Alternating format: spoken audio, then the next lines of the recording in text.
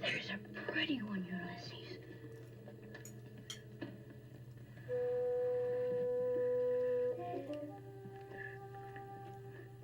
There it is. Hello BookTube, I'm Sean the Book Maniac. Welcome back to my channel. Today I'm going to be audacious and propose my own book tag.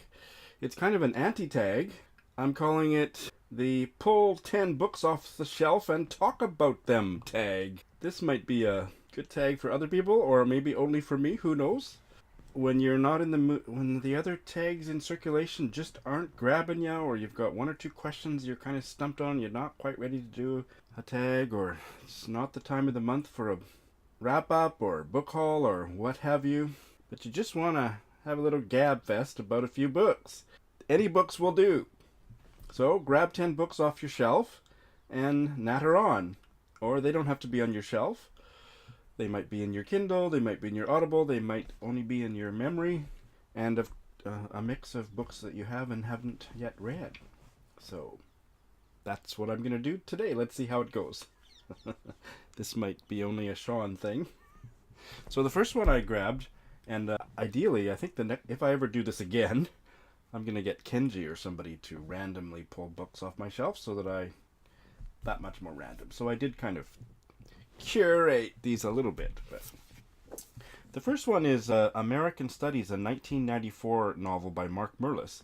This is a gay classic from that time that I never got around to reading. And I picked up I have a copy somewhere in Canada, but I picked up another copy here in Tokyo because I need to read it. And then I was very sad to hear just at the end of August, Mark Merlis died. He was 67 and he had ALS and passed away. This is supposed to be really good, very literary. What little I know about it is that it's about a kind of down and out middle-aged gay man who gets beat up by a hustler, and as he's recovering from that assault, he's reflecting on how his own rather sad gay life resonates with his literary mentor's sad gay life decades earlier, and it's about that. Sounds a little bit like a downer, but I tend to like those kind of books. It's a lovely cover, the paperback.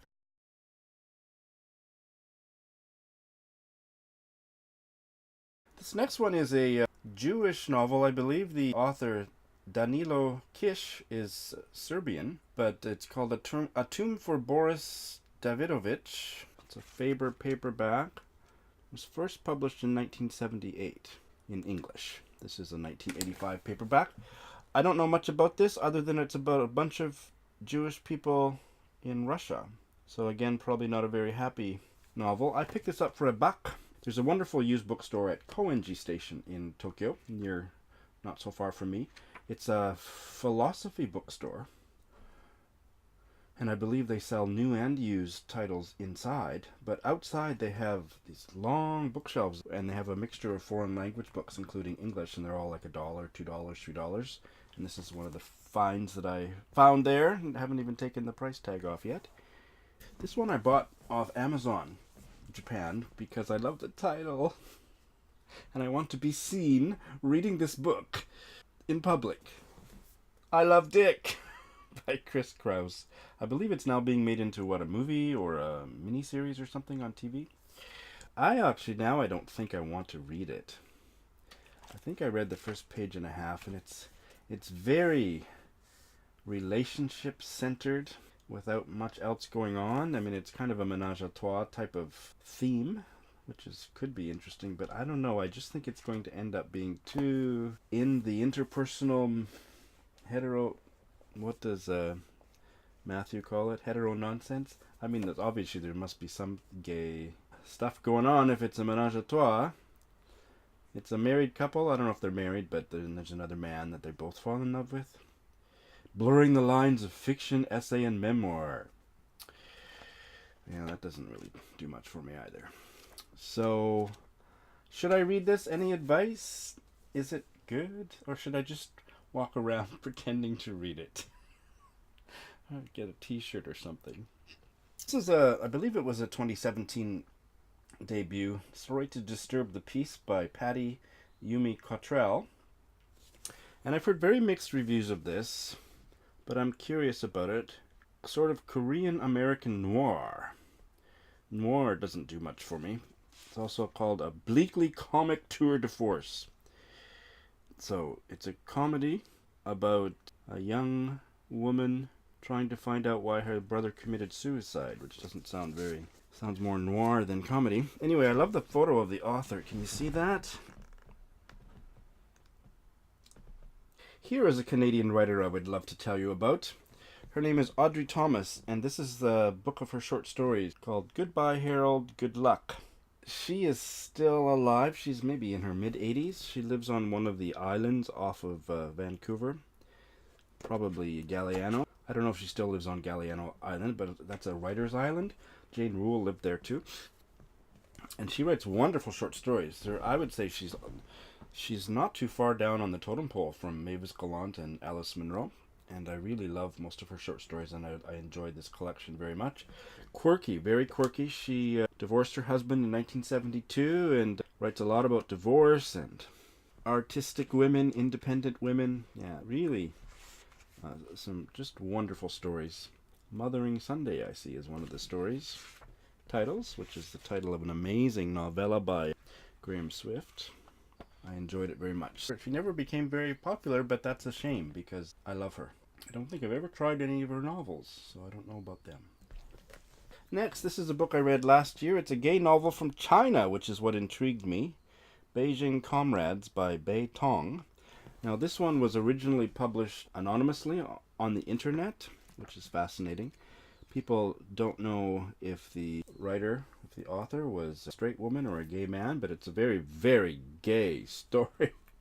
And I enjoyed it. I think I gave it 4 stars. It doesn't really feel like you don't really notice that it's about China. So it's not, the setting is not that important. There was just a very few pages about the Tiananmen Square massacre and that, but mostly it could have been in America or Canada or Japan. But what it is a really perceptive, deeply psychological portrait of a completely screwed up gay relationship. It's perfect. It's one of the best novels I've read about that. So I recommend it on that basis. And it's got lots and lots and lots of sex. There's nothing left out. That's not a bad thing. But boy, it's a really rich portrayal of everything that you shouldn't do in a relationship. And I enjoyed it very much. This one is just a beautiful book. What is Not Yours is Not Yours by Helen Oyeyemi. This is one of the most gorgeous specimens of a book that I own. The cover's beautiful, and look at the, if you have to really hit the light in the right way to actually see the printing on the spine, but there's no actual spine, like that's just the string, but it's just beautiful. Can you see that? So I love this as a physical book, but I am done with Helen Oyeyemi, so I'm not going to read it. I think I'm going to keep it because it's so gorgeous, but she just doesn't work for me. I read her Boy Snowbird, and I was quite engaged by it. And then the more but there was weird stuff happened at the end, where there was a humongous plot twist in the last 5 or 10 pages that I thought almost ruined it. And then the more I thought about the other stuff, it was not in any, it was set in America, and I didn't have an American feel. The writing or the characters have decided I didn't care for it at all. And then I tried the Icarus girl, and hated it and bailed on it very quickly. So I just don't think she's for me. Could give this a try, but mainly I just want to look at it and fondle it. Ali Smith says, a writer of sentences so elegant that they gleam.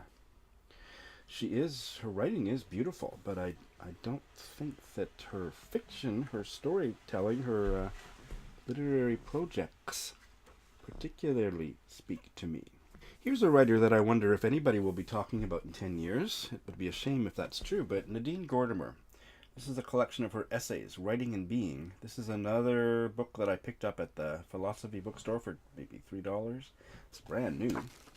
Haven't read this one. I read Nadine Gordimer so many years ago that I don't know if I would like her anymore. I remember that I didn't really care for her prize-winning novel, A Sport of Nature. I didn't like it so much, but I loved her short stories at that time, so I wonder what I would think about them now.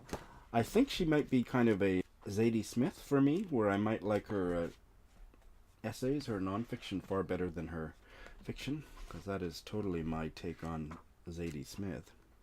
She came to Toronto, to Harbourfront, when I was living in Toronto in the 1990s, so I have a few autograph books, and I think I might have an autograph copy of this in a box somewhere. These essays, Testimony and Imagination in Revolutionary Writings. I don't know how you pronounce his name. Naguib Mahfouz, the Egyptian writer, the author of the Cairo trilogy, which I very much want to read. I try to make a practice of Googling the YouTube videos of the pronunciation of authors' names before I start talking about them, but I hadn't thought I would go into the table of contents here. I have no idea how to say his name, but I'm very curious about his writing. And Chinua Achebe, who I really like, Amos Oz.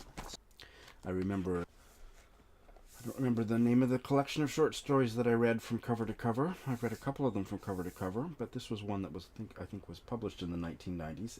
I remember one of the stories opened vividly with a description of an old woman, or a woman, I don't know how old she was, but she was not young, in bed, smelling her own farts under the bed sheets. And it was just the most perfect opening to a short story. I thought so. What do you think? This one I have stories about. The Oxford Book of Canadian Short Stories in English, edited by Margaret Atwood and Robert Weaver. I have a softcover edition of this in a box somewhere in Canada. It was this collection, more than any other book, that awakened me to Canadian literature when I was in my 20s.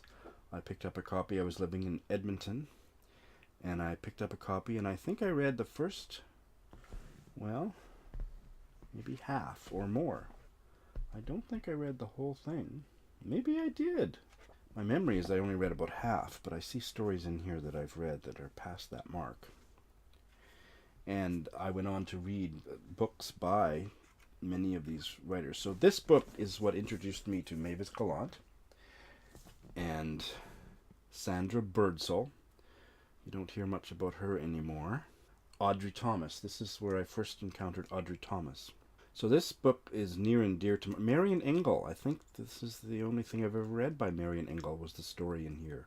Matt Cohen, Barry Callahan, Morley Callahan's son. I remember loving his story in here. So many.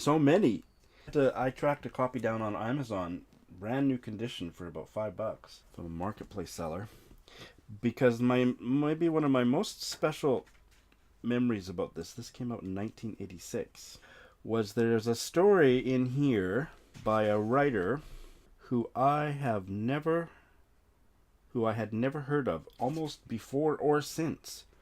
Her name is Helen Weinsweg. She was born in 1915, and the story is called Causation. And I love this story so much, I don't remember why. I just remember I was totally blown away by this story of hers. And it said she came to Canada from Poland at the age of 9, high school in Toronto, married a composer, John Weinsweg, in 1940. They live in Toronto. She did not, this is what I remember, she did not publish her first novel, Passing Ceremony, until she was 57. And she only wrote another novel after that. And I think there's 1 or 2 collections of short stories. So she's dead now. I don't remember exactly when she died, but this is the only thing I've ever heard about her, really, is that little write-up and the story in here. So I bought this book because of my memory of loving this story, and I wanted to reread it. So I will someday. This is a very special book in my reading life. The last one is a Japanese novel I picked up at a used book store, Book Off. You guys probably, I've talked about it before, I think. It's a little bit banged up, but it was $2. Still got. I hate the Book Off price tags, especially when they've been on there for a few years. They're a bitch to get off. It's called Strangers by Taichi Yamada from 2003. It was originally published in Japan in 1987, but the translation is 2003 by Vertical Ink. I bought this and started reading it before I really got back into reading a couple years ago. And I remember being captivated by the opening chapter or 2 chapters, and then I put it down. I was just in such a horrible reading slump. So I remember it was kind of a suspenseful story. The writing was very spare and interesting. Set in the great human maelstrom of Tokyo. Strangers is a thinking man's ghost story. I didn't even remember that, or maybe I didn't get to that part. When Harada, a jaded TV scriptwriter, runs into his long-dead parents one night, he enters the womb of a city whose living inhabitants have perhaps lost their souls. Can Harada save his? Yeah, I don't know if it's going to be my kind of story, but I'll probably give it another try someday. Taichi Yamada, one of Japan's most successful scriptwriters, transformed the TV drama in his country and has authored several acclaimed novels. This is his English language debut.